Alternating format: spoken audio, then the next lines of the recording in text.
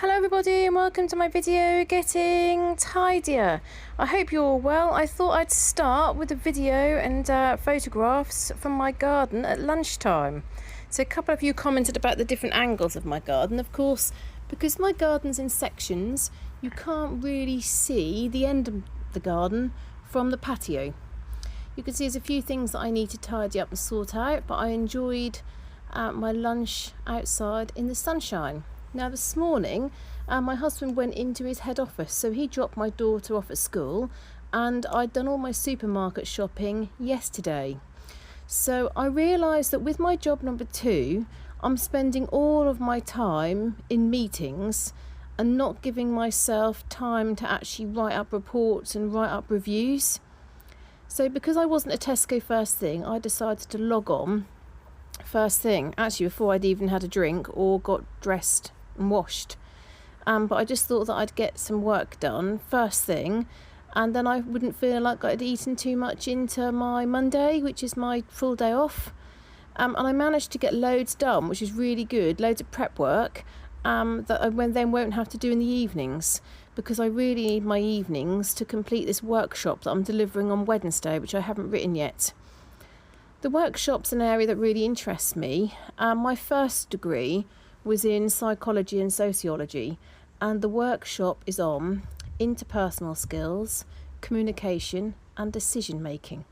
So it's quite an interesting topic, and I'm due to have quite a few learners attend.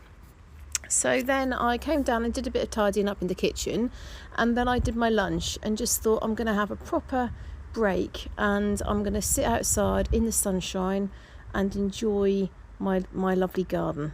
You can see there's a few piles on the grass of where I was tidying up yesterday. I still need to clear those up, and I was watching the sparrow come and feed on mealworms, so that was lovely. And then I embarked on clearing up my lounge. Now this was actually a massive task, because not only was I doing this sort of deep spring cleaning everything, cleaning the radiators, cleaning the windows, also I needed to cut back the plants, treat the plants, feed the plants, and treat them all with the mealybug. So that involved going backwards and forwards outside. You can spray the mealybug spray inside, I think, but I don't really fancy breathing it in. Probably full of toxic chemicals. As many of you know, I don't like using insecticides. I don't use any sort of I get rid of the weeds. I don't use any chemicals to get rid of weeds, any chemicals anywhere in my garden, because I like it to be full of butterflies, insects, bugs, for the birds, because I love the birds and I love hedgehogs. But unfortunately, if I don't treat the mealybug, I'm not going to have any plants left. It's very frustrating for me, because it was all down to that one plant that I bought at the garden centre. If you go back and listen to my voiceovers from way back, I mentioned this. I bought this reduced price orchid, realised after a couple of days it had got the sort of white marks on it, looked it up and it was clearly mealybug, took it back to the shop. They tried to get out of giving me a refund and instead sell me some mealybug spray. Clearly the man had no clue how damaging mealybug is. I insisted on a refund, which they then gave me, because I thought, what was the point of buying a reduced price plant and then spending £5 on repellent to kill the insects on the plant? That just to me seemed ridiculous. However, within those couple of days that I had the orchid, it had spread to my other plant, or one of my other plants. Now, knowing what I know now, I wish I had just binned that plant. But of course I then bought spray, tried to treat it. You cannot get on top of it. It's a nightmare. And since then on plant groups, they actually just say you should just bin the plant or burn it. So it's spread to lots and lots of other plants, unfortunately. And the shame of it was, it spread to my favourite, which is my Hoya Bella. And I kind of, because of that, I lost interest a little bit in my plants, which is a bit sad really, because I used to water them weekly and care for them weekly, but I did lose interest because of this bug that they've got. But hopefully I'm going to try and get back on top of it and have a good clear out. So you can see here, all the plants have been taken off. I've taken down everything that was hanging from the window, apart from that one small glass lantern. I'm cleaning the windowsill with elbow grease, and then I also brush between the radiator to get that really clean and get as much dust as possible. You'll also see that I did brush the windows, which I think some people might find a bit strange, but the brush was clean, and it just means that I can easily get the cobwebs and bits down from the windows. Then I take a cloth and just wipe browns all the whites around to clean it thoroughly. Then the big pile you can see in the middle is a bit of a mix of plants which are thriving and doing really well, empty pots, and some plants that have died. Now I've got some good news. The good news is, you know my wooden boxes that I had on top of the kitchen that I didn't have a home for? I know what I'm going to do with them. I'm going to put all my spare pots in them and store them in the shed. So I've got a good use for them. So I'm going to also take out the pots which are in my sink under the my cupboard under the sink. So that will make it clearer and easier to get to things from the cupboard under the sink as well. So I'm going to put them all in there, the ones that I'm not going to use anymore. I did think about whether I should wash them all up, and I decided there's not much point because the shed is the shed. It's not, wonderfully clean. So these containers and plant pots aren't really dirty, so I'm just going to store them in the brown containers, and then as and when I want a different pot I can go into the shed and get it out. So that'll be good. And of course a few of them I'm going to get rid of. I'm going to have a macrame hanger, use one of the containers that I don't want anymore and put a plant in, and I'm going to sell it. And I know I've been saying that for a while yet, but I am going to. I'm just trying to sell my other things. I've still got that car seat to sell, which I might give away within a week if I haven't got a buyer for it, because it's taken up space that I need. So all my hangers and like for instance, that's a Tradescantia, tricoloured Tradescantia. So I take off the leaves, which are a bit dry and need just to be cut off. And then I did take this outside to treat as well, which you can see me through the glass. You can see how much my hedge outside is really encroaching over my window now. The angle is a bit strange, so it's not quite over the third pane, but it does come out to the second pane, which is why I cut it back yesterday, get some more light into the room. So I go all through the plants, take off the dead leaves, and then I start making a decision as to where they're going to be put back.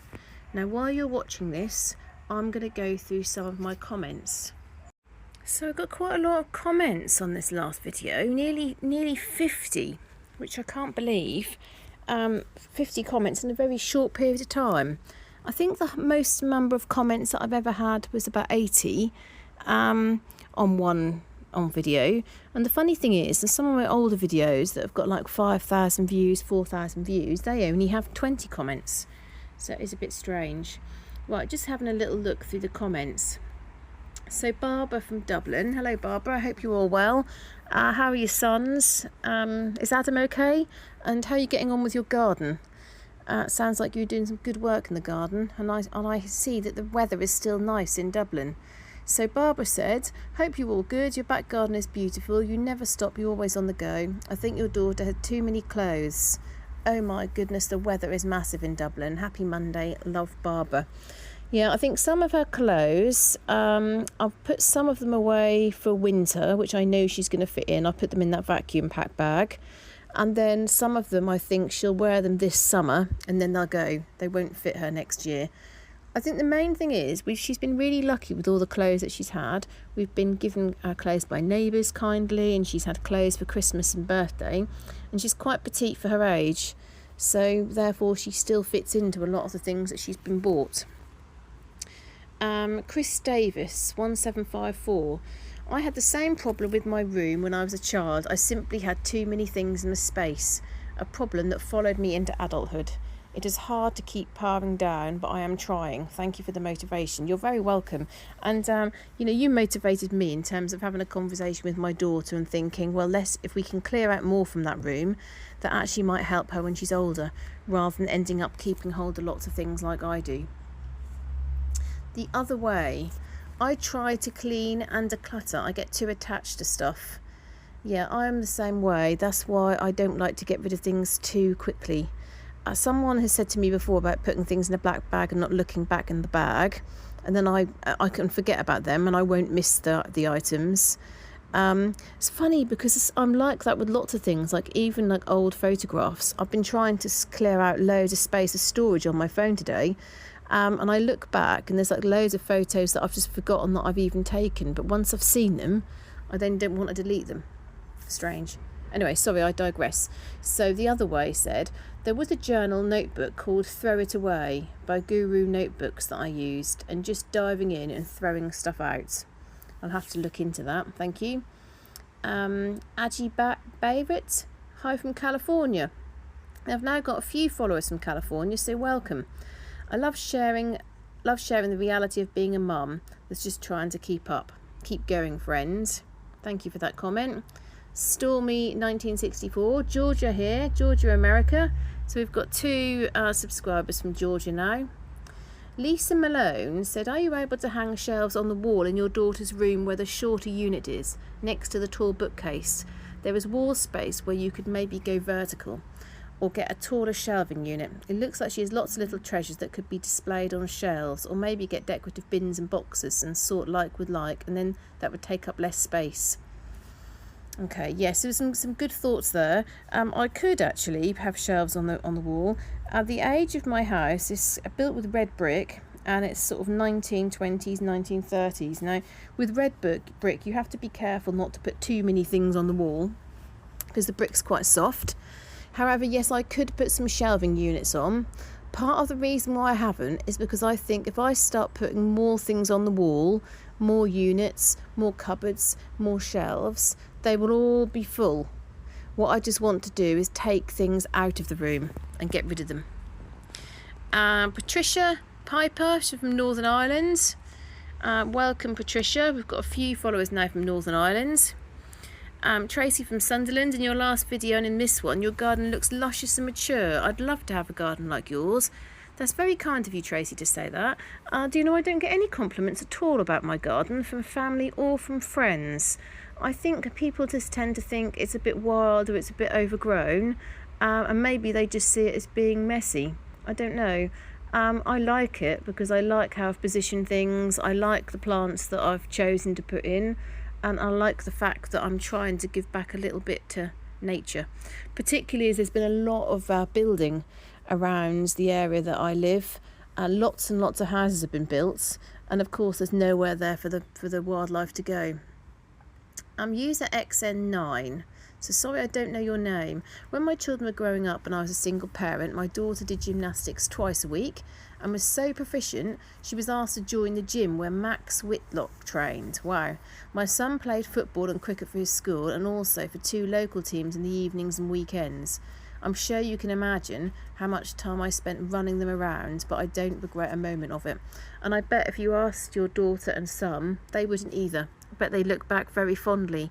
And that kind of makes me think. So my daughter's hobbies and interests aren't a problem for me, and they're not a problem for her.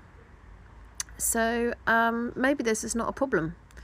Only when she comes to get more homework, and then we need to make sure she's got the time to be able to concentrate on her schoolwork. So Brooke, I'll need your guidance on some of this language. I love the goose planter on your patio. Now, which planter is a goose planter, please? I've never heard this expression before. My grandparents had several goose planters when I was a child. Have you decided what you're going to do with the rest of the living things on your dining room mantel? Most of the things on my dining room mantel are my beetles, which I do need to start moving on. I'm so excited that your daughter's playmate is a boy. Until I was 9, I was an only child as well, and my friends are mostly boys. Music and foreign language are so good for the brain. So is reading. Did you decide to finish the library book you were unsure about, or did you return it? So a couple of things here. Yes, I'm very pleased that she's got a friend who's a boy. She goes to a girls' school, and she goes to Girl Guides. We've got all our cousins and nephews, and I've got godsons. So there's lots of boys in the family. But she's kept the friendship with the little boy, and I'm really pleased about that. He's a really lovely little boy and very clever. And they spent time doing a kawaii Japanese show and making herbal drinks with various herbs in the garden. So they had a nice time. In terms of your comment about music and foreign language, that is music to my ears. So when we decided for my daughter to learn Italian, she started learning as soon as she could fully understand English, and she was putting English sentences together. So she started her Italian. She was a very early talker and very good at English language. So we started, I think she would have been 18 months. Now, I had lots of family members, friends who had various views of this, and family members were generally quite negative, sadly. They didn't seem to agree with it, didn't like it. I'm not sure whether they just felt like that wasn't something that they could connect with, or whether they felt like it was too early. I absolutely know that the earlier you do languages, the better. And that's why she's got such a good accent. That's why she can think in Italian. That's why she can communicate so well in Italian. In terms of my library book, I still want to read it, but I haven't yet.